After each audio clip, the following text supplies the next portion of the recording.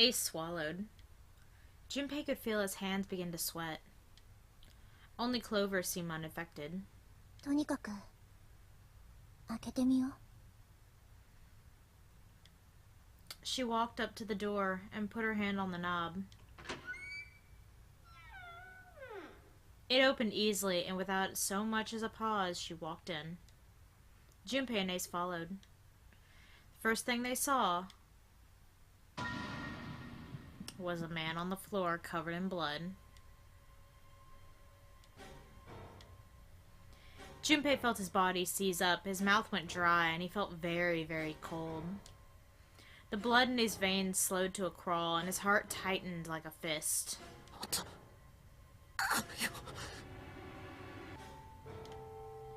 This was the third time he'd seen the horror of death laid out before him.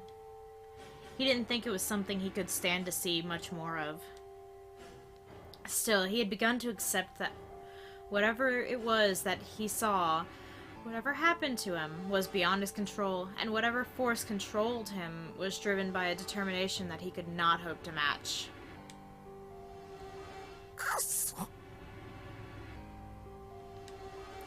A sense of helplessness, of desperation washed over him. It left behind a feeling of utter emptiness that wormed its way through his body like acid.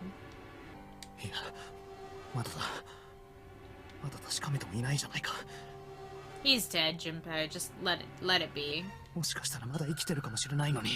With all that blood? Yeah, I'd hope he actually was dead. Fueled by that spark of hope, Junpei ran to the man's body, and his heart fell. When he touched his hand to his neck,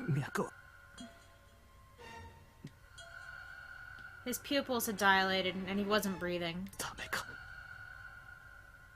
Yeah.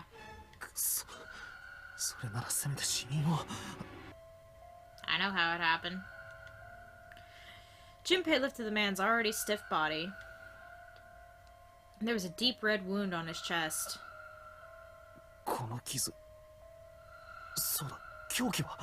Something stabbed him in the chest? No. Junpei did not have to wonder long. Well, considering that thing's covered in blood, I would say so. For lying next to the corpse was an axe. The entire blade of it was drenched in bright red blood. From the shape of the man's wound, there could be no doubt that it had been made by the axe. Junpei looked at the body again. A lake of blood stretched out around it. It was wearing the clothes of a ship's captain, although they were stained with red.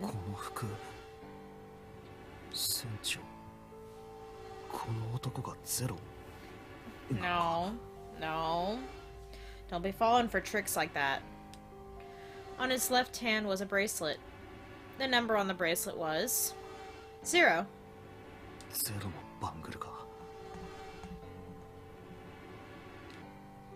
It was only then that Junpei noticed the stench of blood that filled the room. He couldn't help but laugh. There was nothing else for him to say.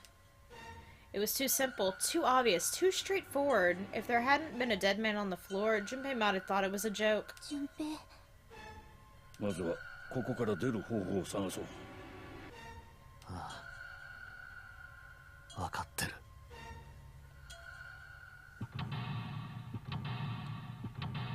Let's work around the dead guy.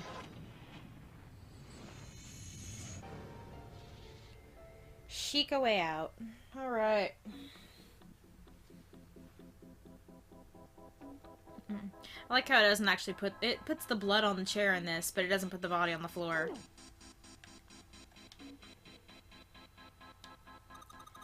There's blood on the chair.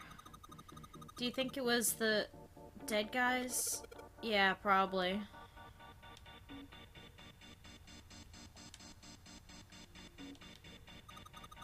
A camcorder. It looks like it's pointed at the door. Well, the power's on. Why would someone want to videotape a door? There's a plaque on the door, but it doesn't say anything. Well, then what's it doing on the door?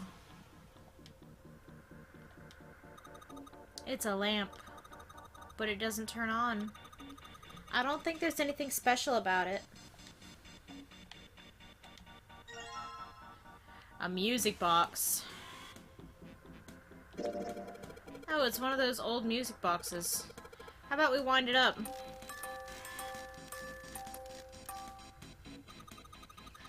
Why does it sound like that? Is it broken? Pins on the cylinders are shaped all weird. I don't think those are pins. It looks like someone put something on top of it. I think we're gonna have to take it apart to figure out what's going on, don't you?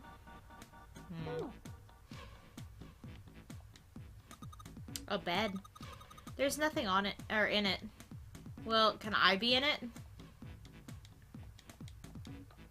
Okay. Kinda creeping me out. Light? Darn it. They look like batteries. There's a cable running from them to the monitor. A chair. It looks a little lonely. Then sit in it. Oh. What's the deal with this? It's some kind of code? Or is it some kind of code? There are 4 rows of numbers and letters. They all start with 0 and end with 8, F, N, or V, respectively. Maybe this has something to do with the number bases. Yeah. Yay! File.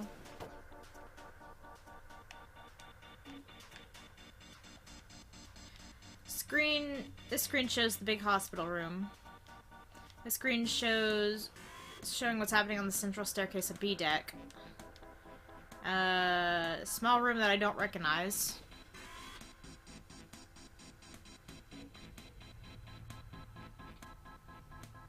I have no clue what that room is. The room on the screen looks really fancy. That's the cabin. There's just some random hallway in this one. You sure it's random? Oh, that's the thing. Big hospital room. Central staircase. I don't recognize this one. Oh, that's the shower room. I think. No, that's, I don't know what that is. I can't really tell. It's all glary. Hang on. There we go. There's a bunch of weird buttons on here. They probably switch what you see on the screens. Do you know how to work this thing? Why don't we just press one of these? Like this one! Well, I guess it does change the... What the hell is this? There is nothing on the monitor. There is clearly something on the monitor. Just static. Oh, is that supposed to be static? Because it looks like words. Nothing on the monitor, just static.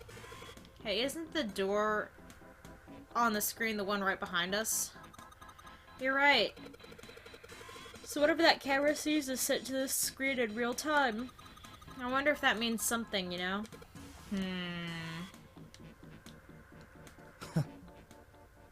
Here we go.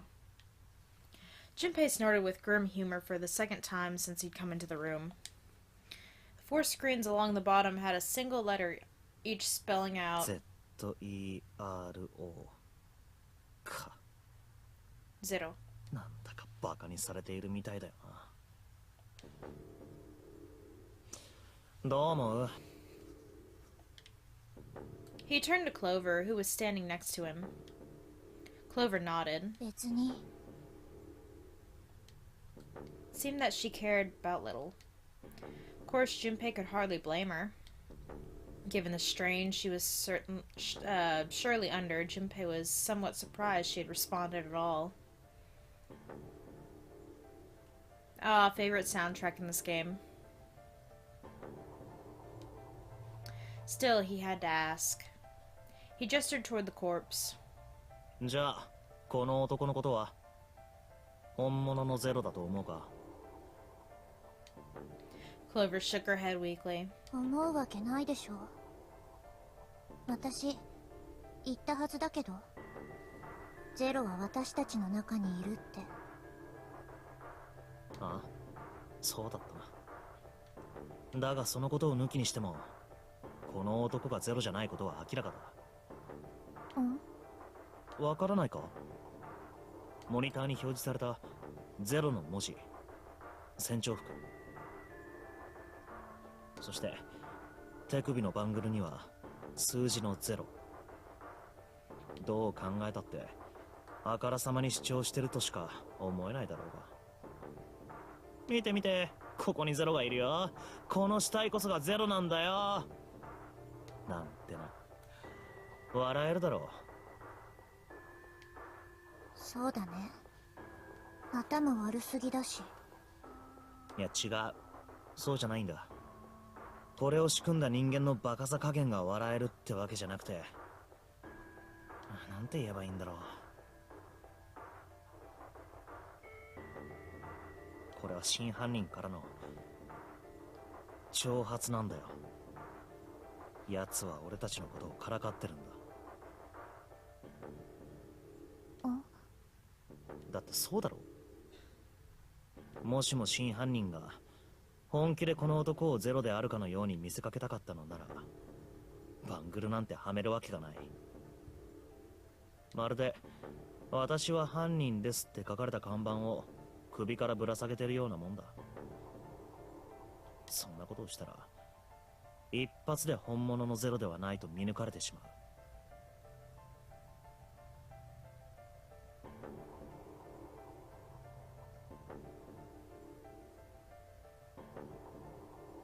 実際に俺たちが見抜いてしまっているよ。ってことは真犯人はバレることを見越した上でバングルをはめたことになる。なぜか。なぜ？さっきも言ったが、俺たちのことをからかってるからだよ。残念でした。その男はゼロではなかったのです。さあ、本物の僕はどこでしょう。悔しかったら捕まえてごらんよ。ってな。劇場型の愉快犯がよくやるような悪ふざけだ。なんだかひねくれてるね。ひねくれてて子供っぽい。そう、子供っぽい。幼稚なざれ言だ。だから笑えるのさ。Junpei bent down next to the corpse. さて、それじゃ本題に入ろう。この男を殺したのは一体誰か。さあね。だったらこの男自身は？知らないよ。知ってたら教えてるし。ってことは心当たりも？あるわけないでしょ。Junpei sat back on his haunches and thought. 一応所持品がないかどうか調べてみよう。四つ葉、手伝ってくれ。え？仰向きにするんだよ。そうしないとポケットの中が探れないだろう。 Technically, didn't he do that when he searched him for a wound? Because didn't he say his chest had a big wound on it? Did he flip him back over? Clover didn't move. しょうがないな。 Junpei had no choice but to move the body on his own. He grabbed hold of an area not completely covered in blood and shoved. It took a moment, but eventually Junpei felt the man's bulk begin to shift. But just as it did, something fell from the man's left wrist. これは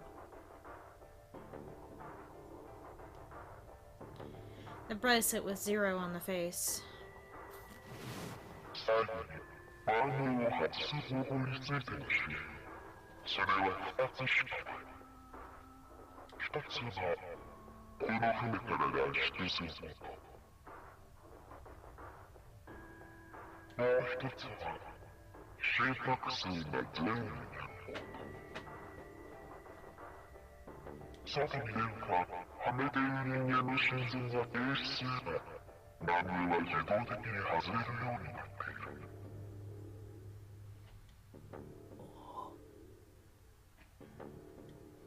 Junpei stared at the bracelet. この男死んでるんだ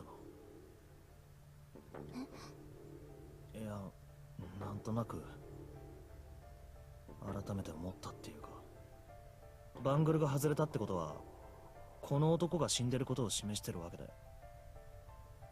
そんなのバングルなんか見なくたって一目瞭然じゃない。一目瞭然か。まあ確かにそうかもな。だけどほら、他の2体に比べればこの男の状態はマシな方だろ。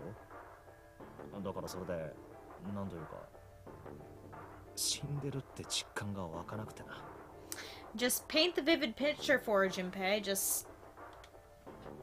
その意味で言えば不謹慎かもしれないが、この男は幸せな方かもしれない。爆死なんてあまりにもひどすぎる。ニルスに至っては開放骨折まで起こしてたしな。おそらく爆発の衝撃を受けて壁かどこかに思い切り叩きつけられたんだろう。 Yeah, let's just talk bad about her brother like that. I mean, come on, Junpei. Show a little respect, man. 左腕から白い尺骨が飛び出していて、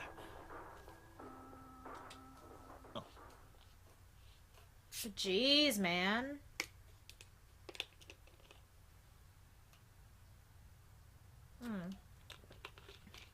Rude much. Suddenly, Junpei realized what he was saying. How could he have been so cruel? He clapped his hands over his mouth. But it was already too late. He turned to look at Clover. She was glaring at him furiously. ねえ、今なんて言った？ Her words sounded cold. He knew apology could hardly atone for what he'd done, but he tried anyway. すまん。悪かったよ。ニルスのことは言うべきじゃ。違うの。そうじゃなくて、腕のことを聞いてるの。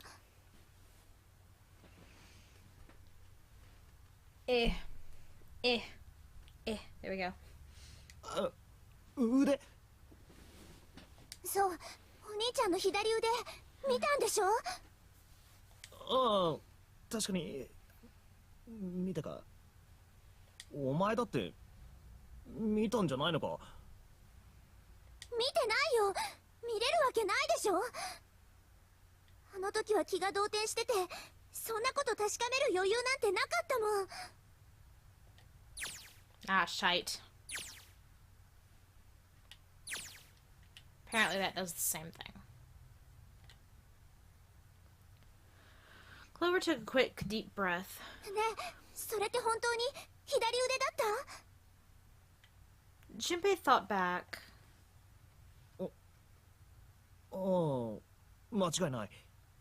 確かに左腕だったよ。それが開放骨折を起こしてたっていうの？お前は一体何を。 Answer her.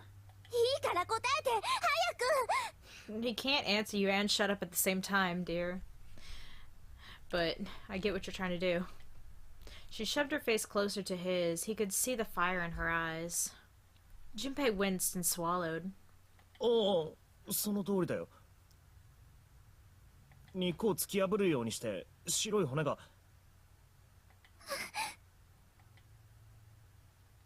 No sooner were the words out of his mouth than Clover's expression changed. 四つ葉？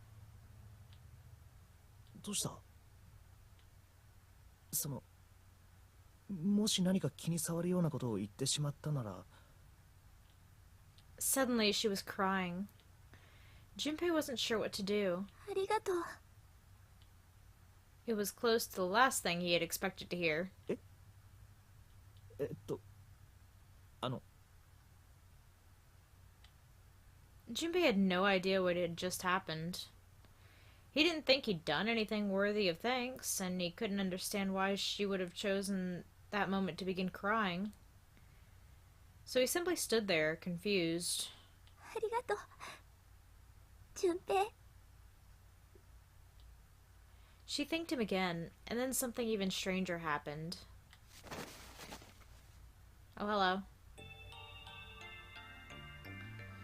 Clover threw herself into Junpei's surprised arms. おいどうしたんだよいきなり。ごめん。嬉しくて。何が？あのシャワー室の死体、お兄ちゃんじゃなかったんだ。え？だからお兄ちゃんじゃなかったんだよ。どうしてそうだと？だってお兄ちゃんの左腕は。 She stopped herself. ごめん。こういうの私の口から言うようなことじゃないから。 Up. Okay, it was just speechlessness. Junpei decided it would be prudent not to press her for any more information. If she did not wish to tell him, she certainly had a reason for doing so. Perhaps more importantly, however, if Clover was so certain, then she was likely right. That meant that the body in the shower room wasn't Snake. It wasn't much, but that knowledge filled some of the weight, or lifted some of the weight from Junpei's heart. お兄ちゃんはきっとどこかで生きてるんだ。そのことが私嬉しくて。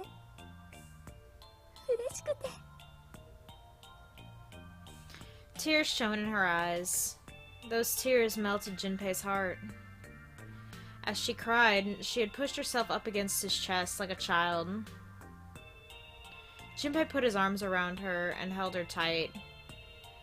June would be so jealous right now. よかった。本当によかった。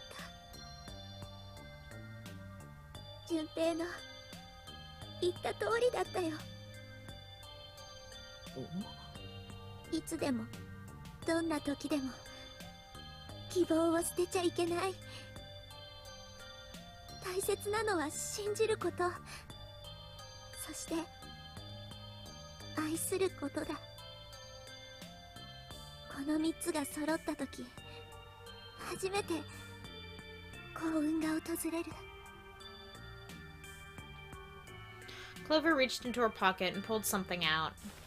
それは It was a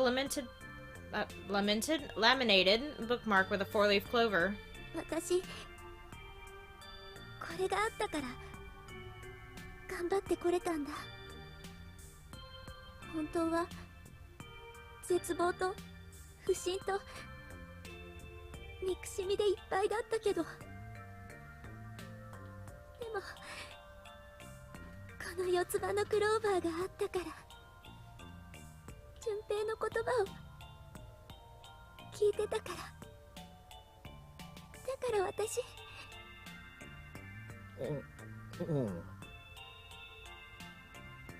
Junpei hadn't thought his words would have had such an effect on her. Her words were making him feel a little awkward. ありがとう純平。 She looked up at him. He scratched his nose and pretended to notice something interesting somewhere else in the room. 礼だったらサンタに言ってくれよ。サンタに？どうして？その四つ葉のクローバー、実はサンタからもらったものなんだ。4つのリーフワードもサンタから教えてもらったもので。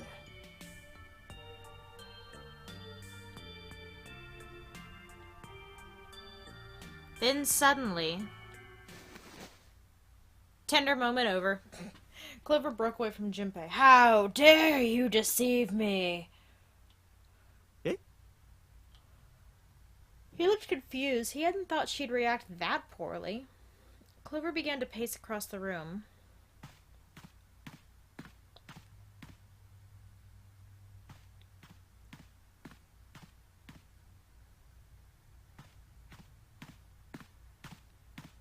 Six steps to the left, 6 steps to the right, another 6 to the left, and then she stopped.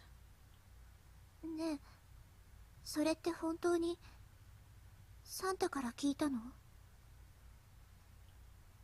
Her eyes were serious, but not angry. あ、そうだけど、なんか俺まずいこと言ったかな。ううん、まずくない。全然まずくなんかない。むしろ私とお兄ちゃんにとっては朗報だと思う。 I 多 think. 分ね。 I heard enough of that playing Persona 5. I mean, dude. Fucking Morgana, I think. I swear. 多分。サンタは四つ葉のクローバーのリーフワードを知ってた。知ってたってことは多分仲間だと思うの。 Subjects. 仲間って？私やお兄ちゃんと同じで9年前の実験の被験者だったってこと。だけどお兄ちゃんは目が見えないでしょ。それに私はネバダの実験棟の方のメンバーだったし、だから私もお兄ちゃんも船の方のメンバーの顔は知らなくて。ちょっとタイムだ。Junpei held up his hands. He took a deep breath and let it out. とにかく落ち着こうな。1から順番に聞かせてくれ。100から始めるな。突然50に飛んだりしないでくれ。1からだ。1から順番に2、3、4、5と積み上げていこう。そうしないと何が何だかさっぱりわからないから。うん。 Clover nodded. それじゃまずは実験のことについて聞こう。9年前この船で何が行われたんだ？携帯形成場仮説って知ってる？携帯形成場。 He did, and the realization sent chills down Junpei's spine. じゃあこう言ったら分かってもらえるかしら。テレパシーのメカニズムに関する仮説。確かヤシロがそんなことを言っていた。 Junpei recounted what Lotus had told him earlier. Clover nodded. テレパシーか。ちょっと違うんだけど、まあ似たようなもんかな。そのテレパシーの実験がこの船で行われたのか？そう。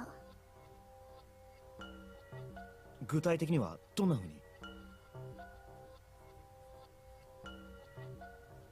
今と同じだよ。今と全く同じことが行われたの。同じって？ノナリーゲームのこと。この船とネバダの実験棟でそれぞれ9人ずつに分かれてゲームが。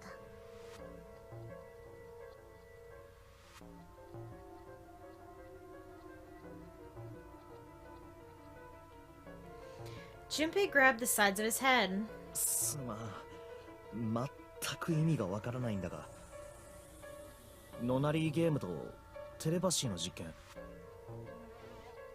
この2つにどんな関係があるっていうんだ？ Clover bit her lip. She blinked back sudden tears. What had happened to her in Nevada? 携帯形成場にアクセスする能力は2つの要素によって増強されるの。一つはひらめき、もう一つは危機。何か難問にぶつかった時、悩んで悩み抜いた末にふっと何気なく解放が見つかる瞬間ってあるでしょ。要するにひらめき。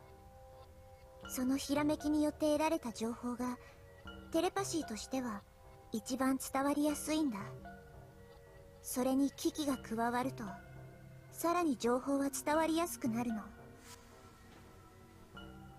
もしかしてその危機を与えるためにノナリーゲームが使われたと？うん、それもちょっとやそっとの危機じゃなくて、本当に死ぬか生きるかの瀬戸際のところまで追い詰められて、それで実際に一人亡くなっちゃったの、女の子が。Junpei felt the sudden grip of despair on his heart. Something deep and distant and powerful squeezed, and for a moment he felt very, very empty and alone. その子はお兄ちゃんと同じで船の方のチームにいて、でも私はさっきも言ったけどネバダの方にいたから。だから私はその子に会ったことはないんだけど、ただ名前だけは分かってて、その子の名前はOh my god. Ace, you fucker. Sound of the door opening was like a gunshot. Junpei spun around.